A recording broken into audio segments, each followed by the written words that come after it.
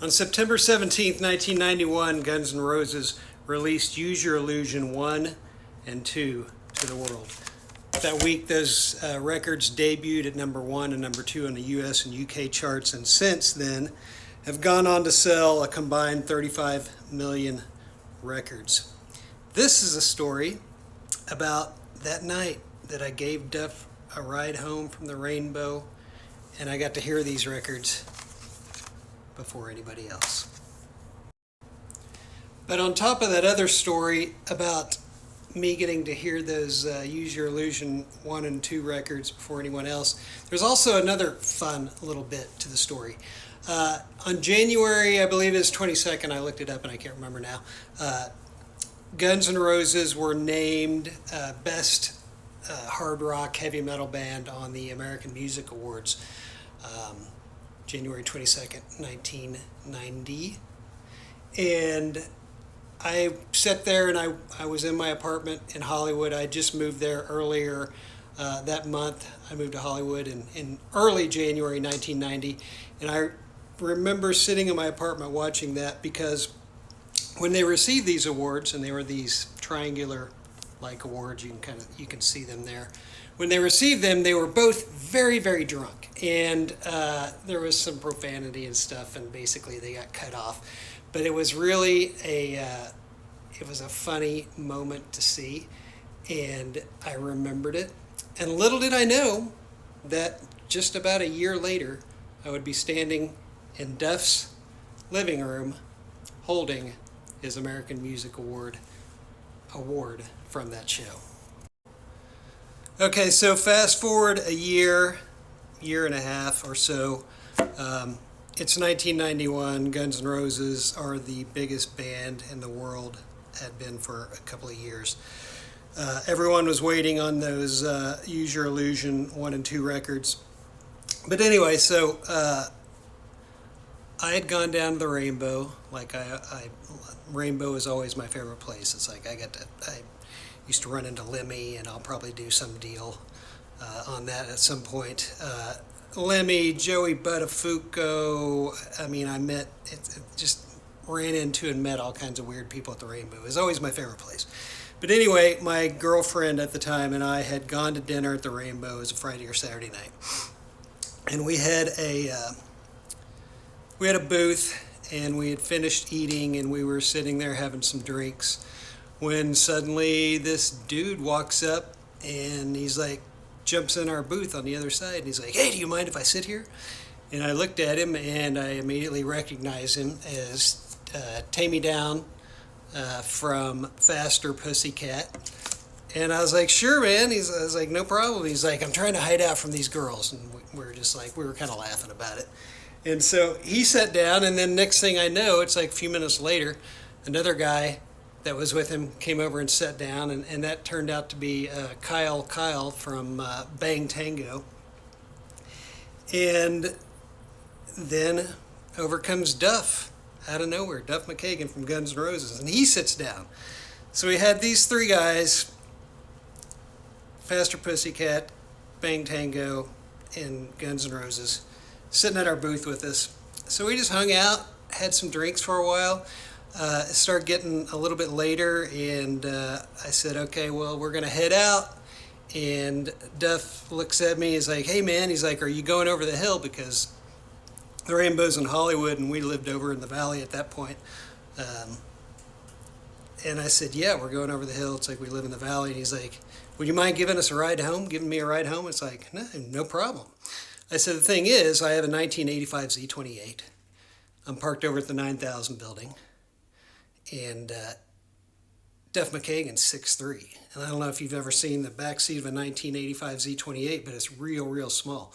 So anyway, he was like, "Yeah, no problem. It's cool." So next thing I know, we're walking across Sunset over to the 9000 building, up the ramp. We get in my Z28, and it's me, my girlfriend, Duff, and Kyle. I don't know what happened to Take Me Down. He disappeared. But we get in my car. I remember looking in the back seat, and I mean, literally, all 6'3" of Duff McKagan is like curled up like a spider in my back seat like this. And God, why couldn't we have cell phones back then? It would have been amazing. But anyway, so we take off, we drive up the hill. My girlfriend at the time was very drunk, and if you go up, I think we were going up Laurel Canyon. It's either Laurel or Coldwater. I can't remember which one he lived off of. I think it was Laurel.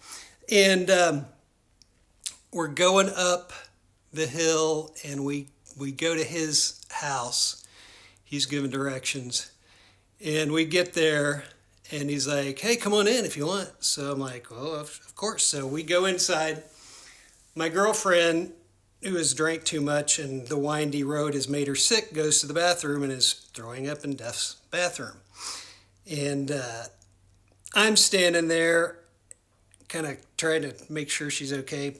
And he comes over and he's like, hey, what's going on? I'm like, she's not feeling well from the drive. And he thought that she was doing some, things that, he made this reference. And I was like, yeah, no, that's not it. So you can probably figure that out. But anyway, he's like, well, just hang out. He's like, if you want to, he's like, I'm going to go over to my other house, which is where Matt Sorum, which was their new drummer, he's renting my other house. We're going to go over there and hang out and play pool if you want to go. And I'm like, well, okay, cool. And he's like, well, just hang out and I'll be back in a few. So I just started walking around his house, and I wandered into his living room, and one of his roommates was in there, a woman, don't remember her name. But anyway, it's like I was standing there and I looked over at the fireplace, and on the mantle is sitting his American Music Award that I saw him get like a year earlier. So of course I went over and I picked it up, and I'm like, well, this is interesting. Never thought I'd be holding the thing that I saw him get like a year ago when he was super drunk, him and Slash. But anyway, so we were there for I don't know how long, maybe 20 minutes, 30 minutes. So then we jump back in my car and we go over to Duff's other house. His newer house was a bigger one as they made more money. It's like he'd got a bigger house from his original one. And Matt Sorum, like I said, the new drummer who had replaced Steven Adler, was renting that house from him. So we get over there, and we're going in, and Matt Sorum's probably one of the nicest rock dudes I've ever met, just super friendly. I mean, he's played with everybody from the Cult and Guns N' Roses, and I can't even think of who else off the top of my head. But so basically, we went in, they had a bunch of beer and a pool table, and they just started throwing on tracks from Use Your Illusion 1 and 2, the ones that they were recording. They were recording those at the time, and they threw them on, and we sat there and listened to that stuff and played pool and drank beer until about 5 o'clock in the morning. Pretty cool. So yeah, that's how I heard the Use Your Illusion 1 and 2 records. Pretty much before anybody else. I mean, there was a few people that got to hear them. In other Guns N' Roses stories, it's like I never met Axl, although it's like when I first got to Hollywood, I met a girl who took me over to his house, and I sat on his couch, but he wasn't there. His roommate was there. So I never met Axl. I did meet Slash years later.